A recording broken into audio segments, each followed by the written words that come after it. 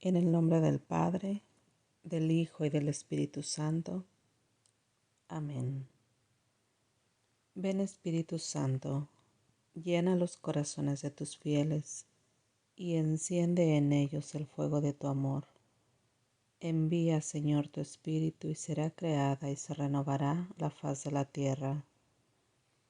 Espíritu Santo, ilumina nuestro entendimiento para que al leer o estudiar la Sagrada Escritura sintamos la presencia de Dios Padre que se manifiesta a través de tu palabra.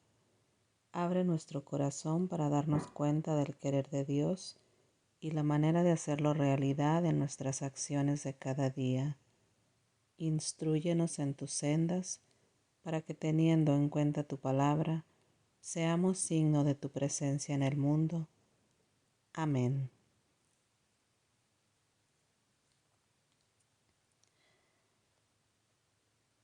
Lectura del libro de los Jueces, capítulos 1 y 2. Josué había muerto. Los israelitas consultaron a Yahvé. ¿Quién de nosotros, dijeron, subirá primero a atacar a los cananeos? Yahvé respondió, Judá será quien subirá, pues he puesto el país en sus manos. Los de Judá dijeron a sus hermanos de Simeón, vengan a ayudarnos contra los cananeos en la parte que nos corresponde, y nosotros los ayudaremos en la de ustedes. Y los de Simeón fueron a ayudarlos. Subió pues Judá, y Yahvé puso en sus manos a los cananeos y a los fereceos en Bezec. Derrotaron a 10,000 hombres. En Bezec se encontraron con Adonibezec, se trabaron en combate y derrotaron a los cananeos y a los fereceos. Adonibezec emprendió la fuga y lo persiguieron. Lo apresaron y le cortaron los pulgares de las manos y de los pies. Adonibezec dijo entonces, 70 reyes, con los pulgares de las manos y de los pies cortados, recogían las migas debajo de mi mesa. Hoy Dios me devuelve lo que hice. Lo llevaron a Jerusalén y allí murió. La gente de Judá atacó Jerusalén, se apoderaron de ella, la pasaron a cuchillo e incendiaron la ciudad. Después de esto, bajaron para atacar a los cananeos que vivían en la montaña, en el Negev y en la tierra baja.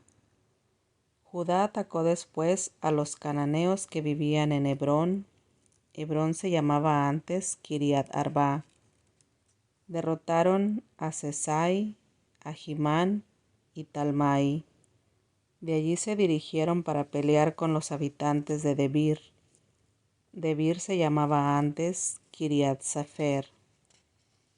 Caleb dijo entonces, daré como esposa a mi hija Acsa, a quien ataque a Kiriat Sefer y se apodere de ella.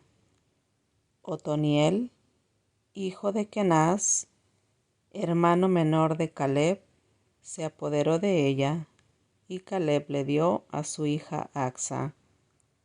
En cuanto ella llegó, la impulsó a que pidiera a su padre un campo. Al verla que bajaba de su burro, Caleb dijo, ¿qué quieres? Respondió, hazme un favor, ya que me enviaste a esta zona del Negev, dame al menos manantiales. Caleb le dio pues las fuentes de arriba y las fuentes de abajo. Los hijos de Hobab, el kenita, cuñado de Moisés, subieron con los hijos de Judá desde la ciudad de las palmeras hasta el desierto de Judá, al sur de Arad. Allí se establecieron en medio del pueblo de Israel. Los de Judá salieron después con sus hermanos de Simeón. Derrotaron a los cananeos que vivían en Sefat y los condenaron al anatema. Por eso la ciudad se llama Jormá. Judá no se apoderó de Gaza y su territorio, ni de Askelón y su territorio, ni de Ecrón y su territorio. Judá se adueñó de la montaña con ayuda de Yahvé, pero no pudo expulsar a los habitantes de la llanura, porque tenían carros de hierro. Tal como lo había ordenado Moisés, dieron Hebrón a Caleb. Expulsó a los 3 hijos de Anac. En cuanto a los jebuseos que vivían en Jerusalén, los hijos de Benjamín no los expulsaron, y por eso hasta hoy día los jebuseos viven en Jerusalén junto con los hijos de Benjamín. La gente de la casa de José emprendió una expedición contra Betel, y Yahvé estuvo con ellos. Instalaron su campamento frente a Betel. La ciudad se llamaba antes Luz.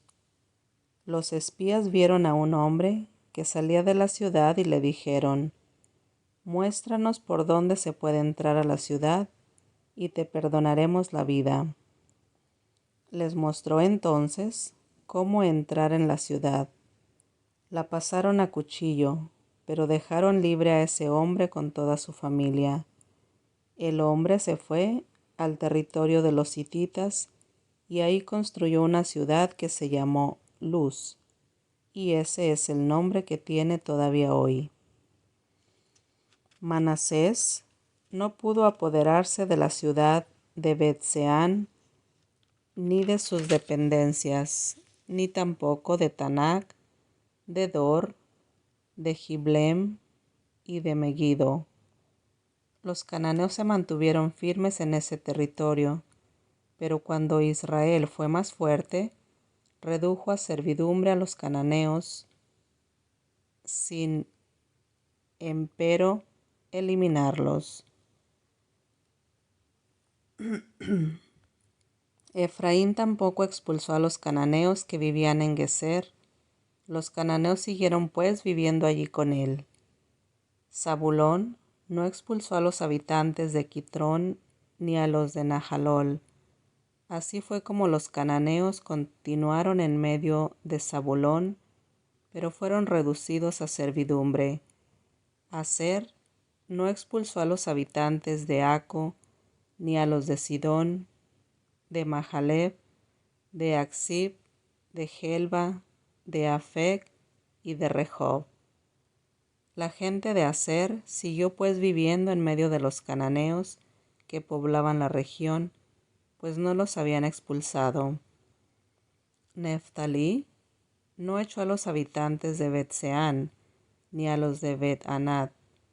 Vivió pues en medio de los cananeos que habitan en la región, pero impuso trabajos forzados a los habitantes de Bet-Semes y de Bet-Anat. Los amoreos hicieron retroceder hasta la montaña a los hijos de Dan, y les impidieron que bajaran a la llanura. Los amoreos se quedaron en Arjarés, en Ayalón y Saalbim. Pero cuando la casa de José adquirió fuerza, fueron también reducidos a servidumbre. El territorio de los edomitas se extiende de la subida de los escorpiones hasta la roca y continúa luego subiendo. El ángel de Yahvé subió a Gilgal, a Boquim. Los he hecho subir de Egipto, dijo, y los he traído a este país que prometí con juramento a sus padres. Yo había dicho: no romperé nunca mi alianza con ustedes, y por su parte ustedes no harán alianza con los habitantes de este país, sino que derribarán sus altares. Pero ustedes no me han hecho caso. ¿Qué es lo que han hecho? Pues bien, esto he decidido yo. No expulsaré a esa gente delante de ustedes. Estarán continuamente a su lado, y sus dioses serán para ustedes una trampa. Cuando el ángel de Yahvé hubo hablado así a todo Israel, el pueblo lanzó alaridos y se puso a llorar. Por eso llamaron a aquel lugar Boquim y ofrecieron allí sacrificios a Yahvé. Cuando Josué había despedido al pueblo, los israelitas habían vuelto cada uno a su parte de herencia, procurando conquistar el país. El pueblo sirvió a Yahvé durante toda la vida de Josué y durante toda la vida de los ancianos que le sucedieron, pues habían visto los prodigios que había realizado Yahvé en favor de Israel. Al morir Josué, hijo de Nun, servidor de Yahvé, a la edad de 110 años, lo enterraron en el territorio que había recibido como herencia en Timnat Heres, en la montaña de Efraín, al norte del monte Gaas. Cuando esa generación, a su vez, fue a reunirse con sus padres, le siguió otra generación que no conocía a Yahvé, ni sabía lo que éste había hecho por Israel. Los israelitas hicieron lo que es malo a los ojos de Yahvé y sirvieron a los Baales. Abandonaron a Yahvé, al Dios de sus padres que los había sacado del país de Egipto, y siguieron a otros dioses.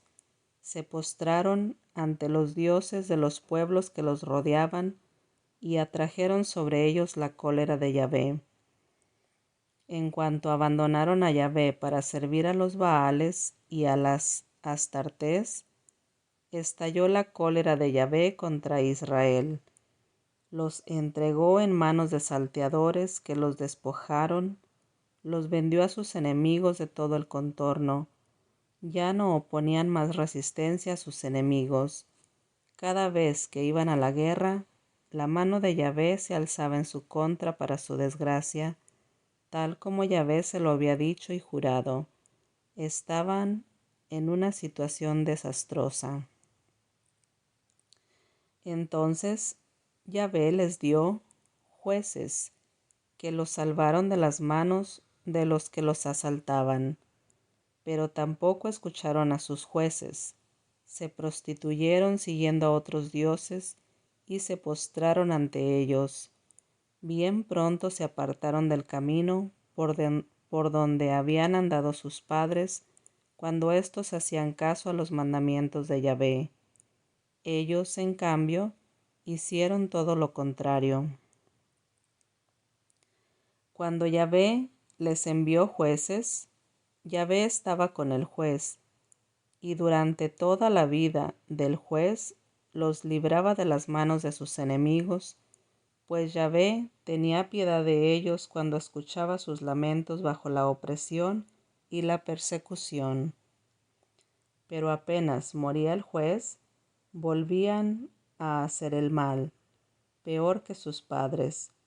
Seguían tras otros dioses, los servían y se postraban ante ellos. No querían renunciar a sus malas acciones y se empecinaban en su camino. Estalló pues la cólera de Yahvé contra Israel y declaró: ya que esta nación violó mi alianza que había hecho con sus padres, y ya que no me escuchan, yo tampoco expulsaré delante de ellos ni al más insignificante de los pueblos que Josué dejó al morir. De este modo probaré a Israel. Tal vez así quieran seguir los caminos de Yahvé, tal como lo hicieron sus padres. Yahvé dejó pues en paz a esas naciones que no habían puesto en manos de Josué, y no se apresuró en expulsarlas. Palabra de Dios. Te alabamos, Señor.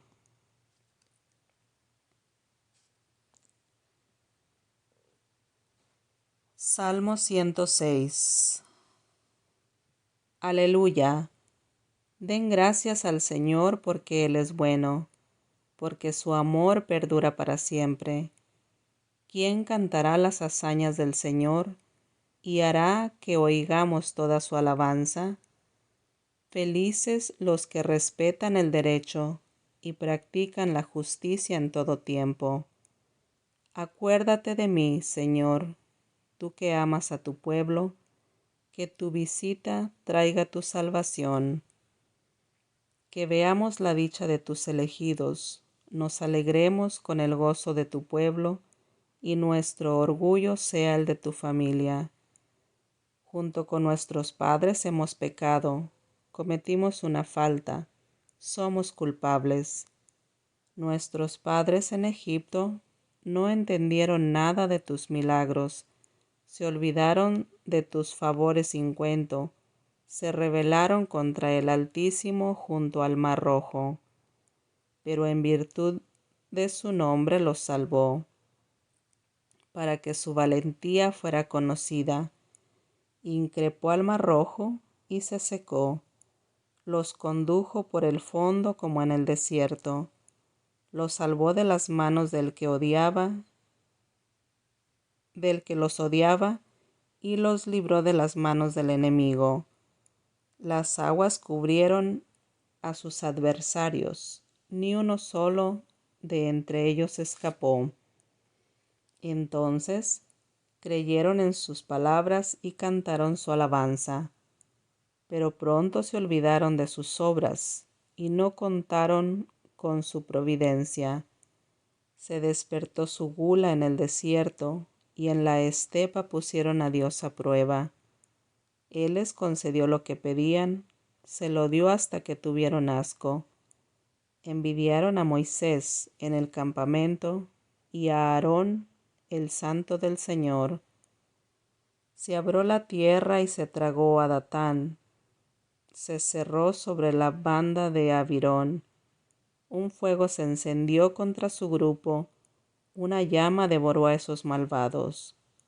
Luego, en Horeb, se hicieron un ternero y se postraron ante un metal fundido.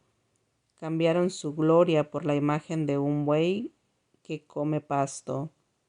Se olvidaron de Dios, que los había salvado, del que hizo grandes cosas en Egipto, milagros en el país de Cam y un prodigio asombroso en el Mar Rojo. Entonces habló de exterminarlos, a no ser porque su elegido Moisés se puso en la brecha frente a él para impedir que su ira los destruyera. Despreciaron una tierra de delicias, no creyeron en su palabra, se quedaron en sus tiendas criticando en vez de escuchar la voz del Señor. Alzó su mano sobre ellos y juró que los haría caer en el desierto. Dispersaría su raza entre los paganos y los esparcería entre los países. Se sometieron a Baal-peor, comieron de los sacrificios a los muertos. Tanto lo irritaron con esas prácticas que una plaga se desató contra ellos. Entonces surgió Finhás e intervino, y el flagelo se detuvo. Ese fue su mérito, se lo reconoce por generaciones para siempre. Lo irritaron en las aguas de Meribá, por su culpa le fue mal a Moisés, pues agriaron su espíritu y sus labios hablaron lo indebido. No acabaron con los pueblos que el Señor les había ordenado, se mezclaron con los paganos y aprendieron sus modos de comportarse. Sirvieron a los ídolos, que fueron una trampa para ellos, sacrificaron sus hijos y sus hijas a los demonios, derramaron la sangre inocente, la sangre de sus hijos y de sus hijas, sacrificados a los ídolos de Canaán, y el país quedó manchado de sangre.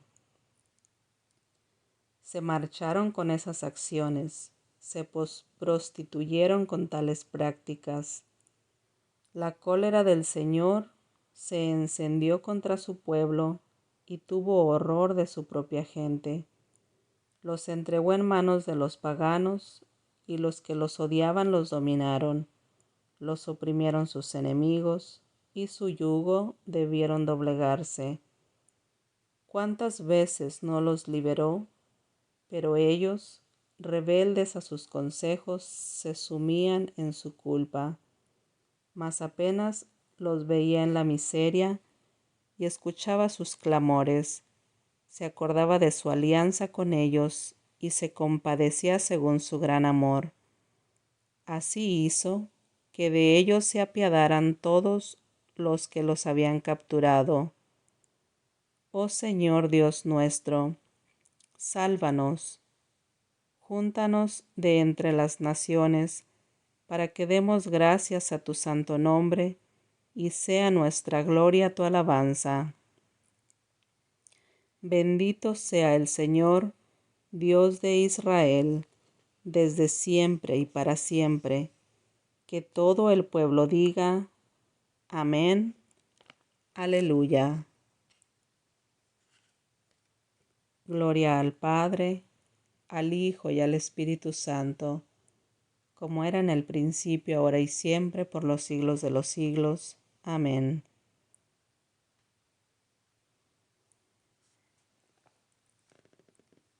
Lectura del libro de los Hechos, capítulo 19. Mientras Apolo estaba en Corinto, Pablo llegó a Éfeso, atravesando las regiones altas, encontró allí a algunos discípulos y les preguntó: ¿recibieron el Espíritu Santo cuando abrazaron la fe?